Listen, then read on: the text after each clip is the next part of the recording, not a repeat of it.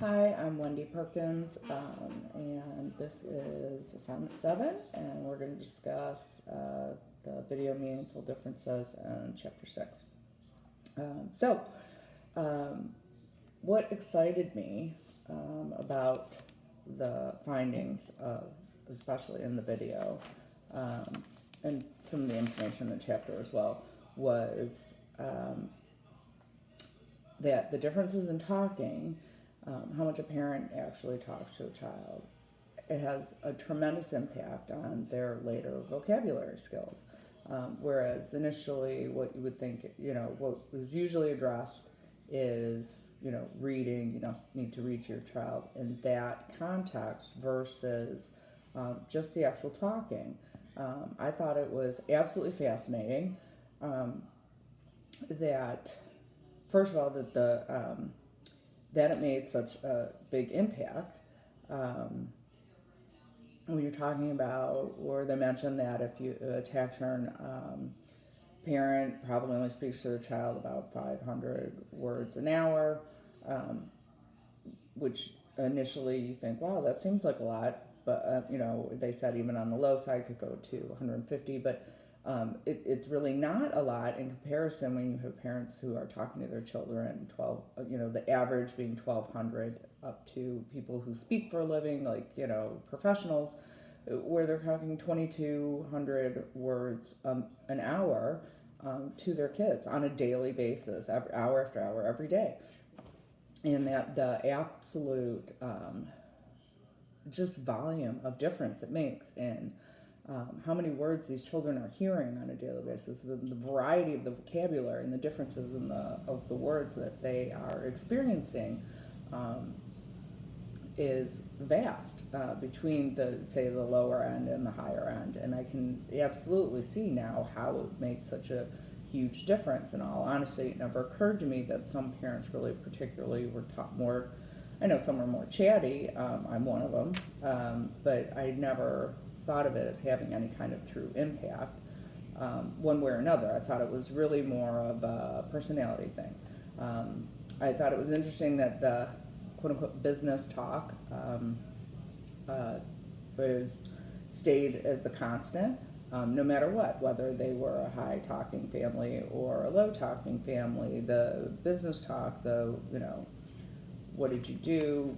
Do you want something to drink? The basic stuff that goes on, really that stayed the same, and that um, everything extra was really more special talk. It was kibitzing and joking around, or just having a running dialogue about, let's do this, or there's that color, look at the sky. I mean, just in general, when my kids were very young, um, I talked to them nonstop, really about everything. Just random thoughts of whatever when we were in the car, and it never occurred to me one way or another that it was right, wrong, or otherwise. It was just the way it was done. I just always talked to them. I still do now. They don't appreciate it as much anymore. Um, but the fact that you're talking about millions of words difference made up over years, but by the time they get into school and they're 4 years old, or 3 or 4 and into preschool, the amount of vocabulary that one child has experienced versus another is astounding. So I found that really exciting. Um, let's see. So that leads me to, it really shows the importance of those first 2 years on the child's intellect. So that leads me to the worries. What worries me? What worries me is that um, it worries me that is this that it really does have such a huge effect on a child, formatively in those first couple of years.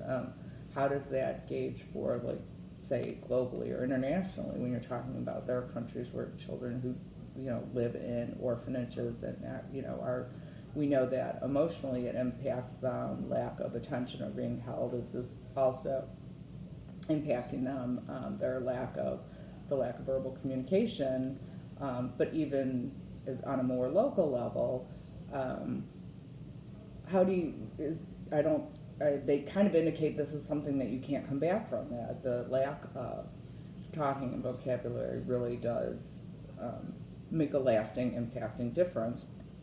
And so um, that worry brings me to, what do I need to know? I need to know, is now that we have this knowledge, can it be used applicably? Like with Early Head Start is trying to address truly all the needs of the family in a comprehensive way, including how parents relate with their children. And the fact that it's Early Head Start is before they get to school is really trying to catch it while these formative years are, happening. But is it applicable to, if this is a cultural difference, it's clearly not a socioeconomic difference, and it's clearly not a race difference, as they indicated on the video, they factored out for that. Is this something that can be applied and taught to parents? First of all, can you measure within a relatively small amount of time? Could you applicably measure and find out, is this a parent who engages their child frequently verbally or not? And then could you train them, teach them to consciously then talk to their child more on a more regular basis, and not the business talk, the more positive, the chit chat, the gossip, as they mentioned. I need to know if that can be, is that something that can be taught? I also need to know, they mentioned following the kids to 3rd grade. Do they follow them further? Can kids come back from this? Do they come back from it, and do they rebound in middle school or high school vocabulary-wise speaking? Or is this a truly a lifelong impact where they kind of never recover? So that's what I need to know. So, and for stance, my stance step suggestions are, my stance is, I find this is awesome information, and it really solidifies my support for Early Head Start as a program and the necessity of getting in there. I mean, super, like in diapers, super early as infants. And I think the next steps would be to go back to what I mentioned in the needs is, now that we have this information, we see that how this is done. Research has to be done.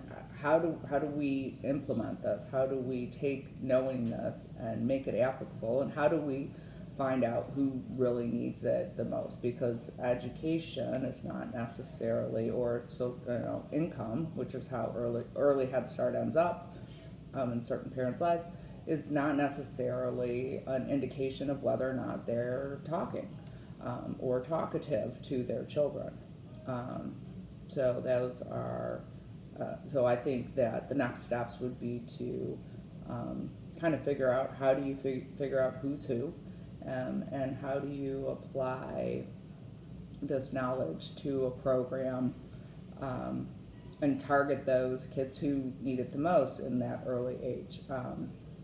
Even, if you're talking about even just middle class, if they're talking about a tax-free family that they're really just doing business talk because it's a cultural issue, what steps do we take to identify them, and how do we take corrective measures to make sure that the children really are getting the best in those first couple of years?